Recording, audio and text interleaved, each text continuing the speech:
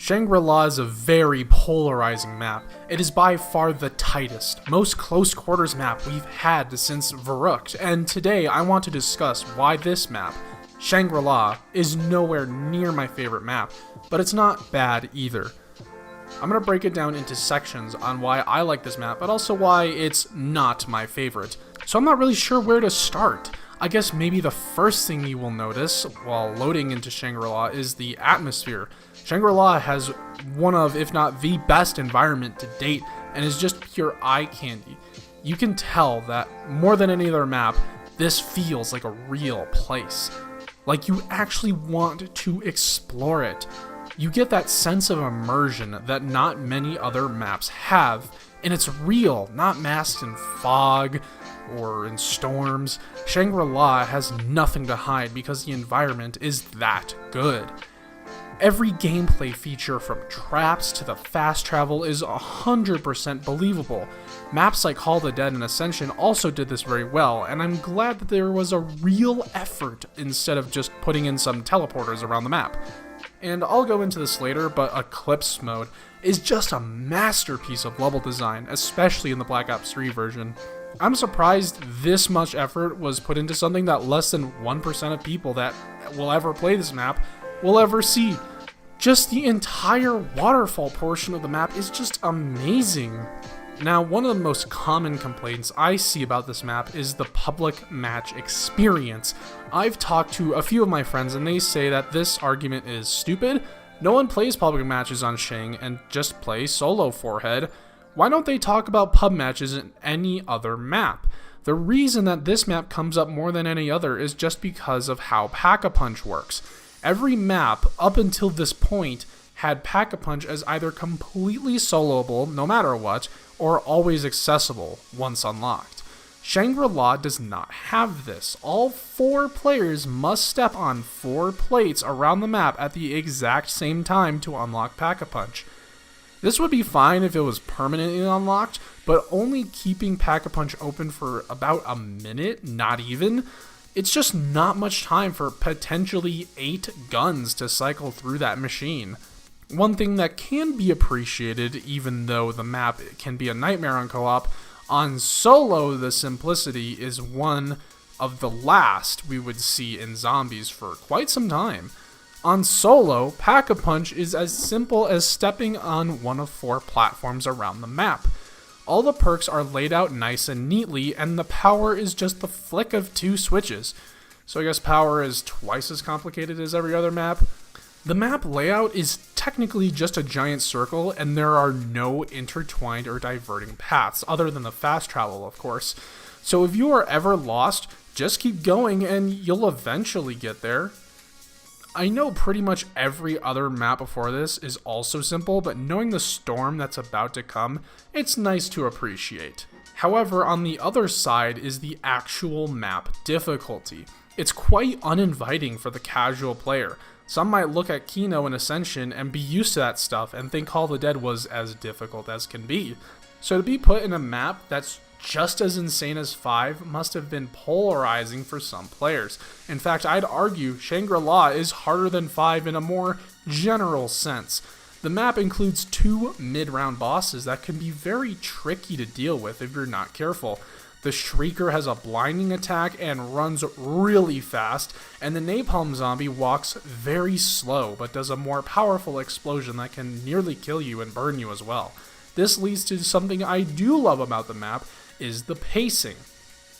The pacing of Shangri-La is quick and breakneck. Shangri-La can go by really quickly whether you realize it or not. A round 20 game on Shangri-La is going to go by much faster than a round 20 on Ascension. The zombies constantly come at you, and then when the mid-round boss zombies are also added into the mix, this adds quick split-second decision making that you really need to decide on, or you're dead. Either you keep up with the map or you are left in the dust. This really reinforces the map challenge and skill curve. Shangri-La has a higher skill ceiling than almost any other map. Even veteran zombie players like myself struggle sometimes with Shang from time to time. and getting to around 100 on this map has really only been seen by a few thousand people, rather than the tens of thousands of people that have seen the Revelations round 100. This map reinforces this with the baby gun.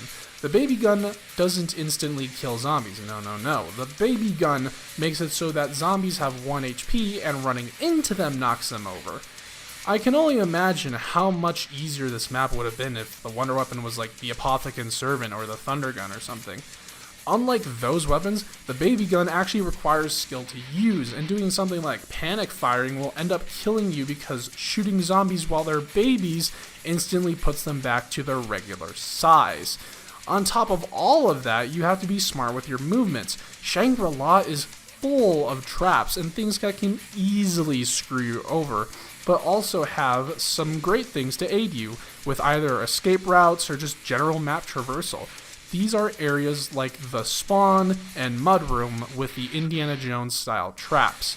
The spikes in the spawn room can freeze you in place, and if you are trying to make an escape, well, that escape is going to be a failure. The mud room right next to it is also very slow moving, and if you want to get somewhere quickly, there are platforms you can stand on. However, the platforms move in a random order, so you can either go to the right path you want, or get turned the other way, or even worse, get turned right back around from where you came from. This can make map traversal very annoying, where say you just want to get to the water slide, but the mud pit keeps turning you around. But there are some upsides to pretty much every other area of the map. The traversal aspect is very good with the fountains and the minecart. And just like in Call of the Dead, there are no zombies traps, but this map takes it a step further and makes players trappable. One of the elephants in the room is the Chronicles remaster. I fully believe the Zombies Chronicles version is worse in every way compared to Black Ops 1. Except like one thing. The list includes the visuals, partially, gobblegums, the mystery box, and most importantly, PhD Flopper. I know I'm going to sound elitist here, but I think Shangri-La was balanced in favor of gobblegum users, especially in the box RNG department. Wonder weapons in the mystery box are insanely rare on this map. I've gotten the Ray Gun Mark II on Die Rise more times than the Baby Gun on the Chronicles remaster, and that's not an exaggeration. I bet you didn't even know you could get the Ray Gun Mark II on Die Rise, did ya? But yeah, unless you have a fire sale gobblegum, good luck getting anything good before round 30. Now this, I think, is the most criminal act of Shangri-La. Removing PhD from this map was a huge mistake. The removal of your one get-out-of-jail-free card with the PhD Mustang and Sally's just completely ruins any sort of fun I would normally have with this map. The visuals, on the other hand, are kind of hit and miss. I know a lot of people think that this map is very beautiful looking, and while that can be true, like, bro, what is with the color yellow on this map? It looks like someone pissed all over it. Now that Eclipse mode in the Chronicles version is absolute eye candy, I would prefer the Black Ops 1 daytime mode and the BO3 Eclipse mode. Like, dude, just because it's yellow doesn't mean it's good. It's like Revelations with the color blue, like, relax. Speaking of Eclipse mode, this is the last thing to address. The Shangri-La Easter egg is an absolute masterpiece. If only it didn't require 4 players.